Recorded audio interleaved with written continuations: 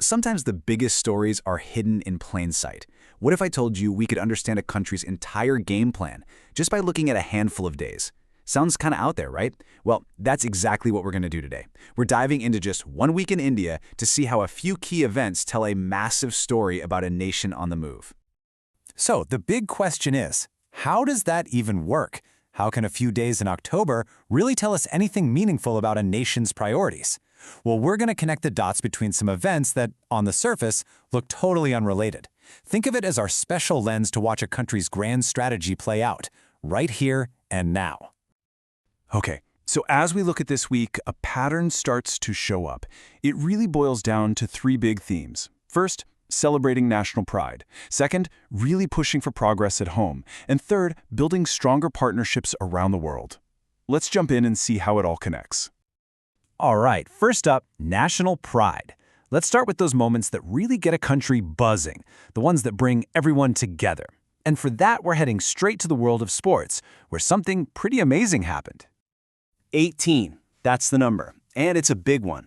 This is the total number of medals India brought home from the 2025 World Para-Athletics Championships. What's even cooler, they pulled this off on their own turf, with New Delhi hosting the whole thing for the very first time. That's huge. And let's look at what that 18 is made of. We're talking 6 gold, 7 silver, and 5 bronze medals. I mean, wow. This isn't just their best performance ever. It's a real statement to the world. It landed them a top 10 spot globally and basically put everyone on notice that India is a serious contender in para-athletics. Now, that feeling of national pride wasn't just on the athletic field. During the very same week, people were looking up to the skies. Why? To celebrate 93 years of the Indian Air Force, a huge symbol of the country's service and valor. And just look at this journey. I mean, think about it. It started back in 1932 with just 4 little biplanes and 6 officers.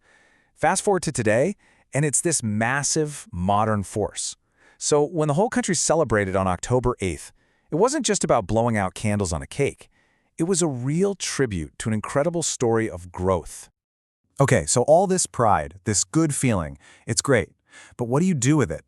Well, it acts like fuel. So for our next section, let's look at how that energy is being used to drive real progress at home, building an India that's stronger, greener, and ready for what's next. Check out this number, 60,000 crore rupees. To put that in perspective for you, that's about $7 billion US. That is a serious chunk of change. And it's all being poured into a new scheme called PM Setu, which kicked off on October 4th. The goal? To totally reboot 1,000 industrial training institutes all across the country.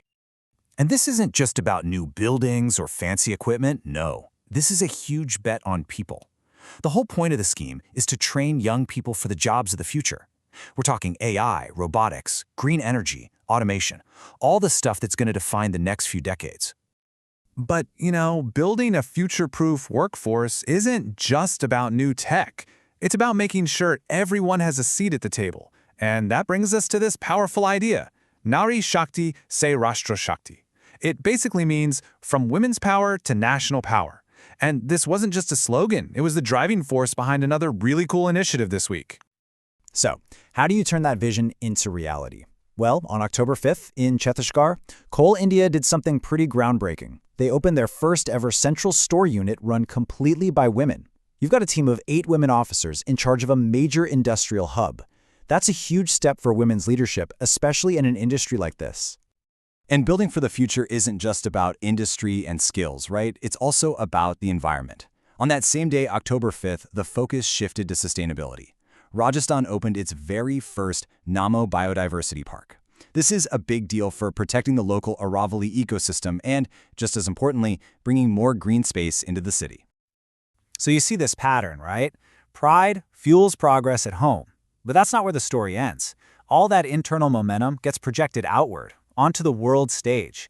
And that brings us to our third and final theme for the week, strengthening global partnerships. Let's head out to sea.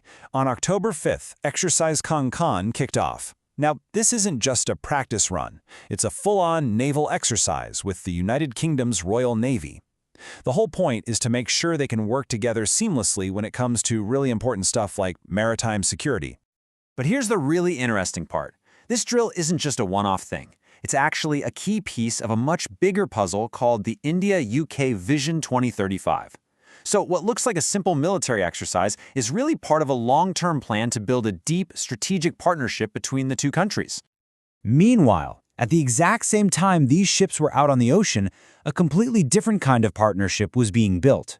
Thousands of miles away in Barbados, diplomats and parliamentarians were gathering for the 68th Commonwealth Parliamentarian Conference.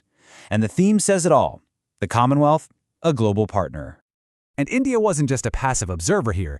They sent a high-level team led by the Lok Sabha speaker, and they were right in the middle of the big conversations. We're talking democracy, sustainable development, digital access. It really shows their commitment to working with other nations to tackle these huge global challenges. So let's just step back for a second. We've talked about a medal ceremony, a new skills program, a naval exercise, a conference. By themselves, they're just random news stories, right? But when you put them all together from this one week, you suddenly see the bigger picture.